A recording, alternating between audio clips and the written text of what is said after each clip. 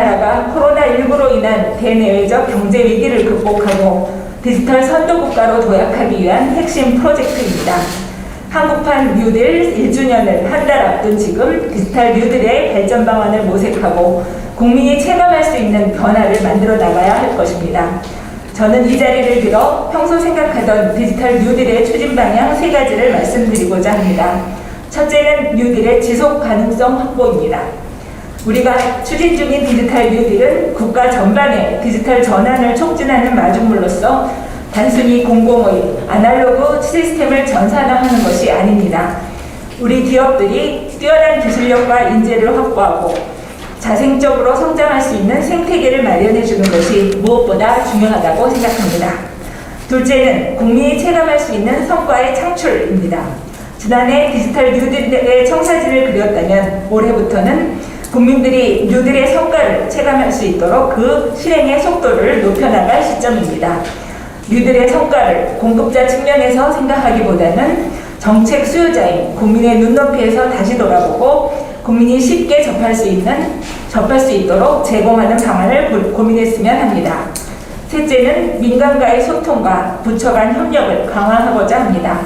저는 취임과 동시에 현장 중심 행정, 소통과 협력의 행정을 국민께 약속드렸으며 디지털 뉴딜 그 중심에 있을 것입니다. 범부처가 함께 원팀이라는 생각하에 국민이 체감하는 디지털 뉴딜의 성과를 만들고 이를 민간의 자발적 참여 속에 확산되도록 하겠습니다. 이런 취지에서 앞으로 디지털 뉴딜반은 범부처 사업 추진, 정책 연계, 제도 개선 등을 위해 관계부처 장관님을 모시고 함께 개최하는 한편 오늘처럼 디지털 뉴딜 현장을 방문하여 현장과의 소통도 강화해 나갈 것입니다. 마지막으로 금일 논의의 주제는 디지털 경제의 핵심인 비대면 산업 육성 분야입니다. 회의 시작에 앞서 예케시에서 비대면 서비스 시험과 함께 글로벌 진출 가능성을 확인하니 국내 비대면 산업이 더욱 성장할 것이라 기대됩니다. 아무쪼록 오늘 회의도 여기 모이신 분들의 지혜를 모아 여러 정책 방안을 논의하고 발전시키는 의미 있는 자리가 되기를 바랍니다. 감사합니다. 비대면이라고 하는 변화가 물론 코로나 이전에도 그런 경향성을 보이면서 진행되어 왔지만 코로나가 오면서 완전히 급속도로 이제 진행되는 모양새입니다.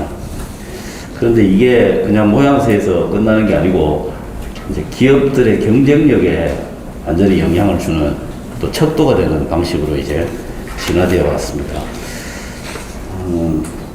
벤처기업 통계를 보면 이런 흐름이 좀 더 명확하게 보입니다.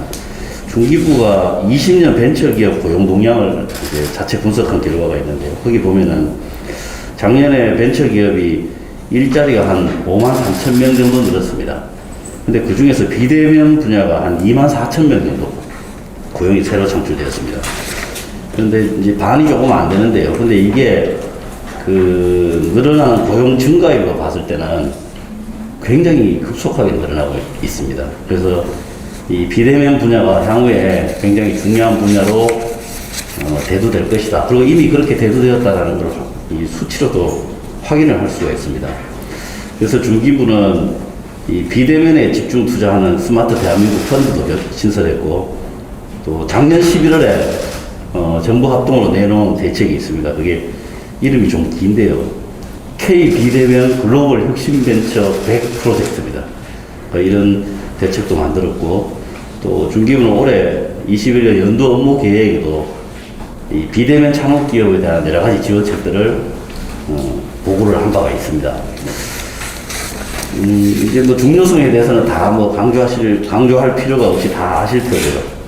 이렇게 모여서 회의를 하는 이유가 부처 간의 여러 가지 칸막이라든가 또 정부 내에 실존하고 있는 부처 할거주의 등등을 극복해보자라고 하는 취지가 있는 거 아닌가 싶습니다. 오늘 회의에서 다양하고 활발한 논의는 물론 당연히 기대하는 것이고요. 저도 중기부 장관이 이전에 국무위원이라는 자세로 회의에 들어갑니다.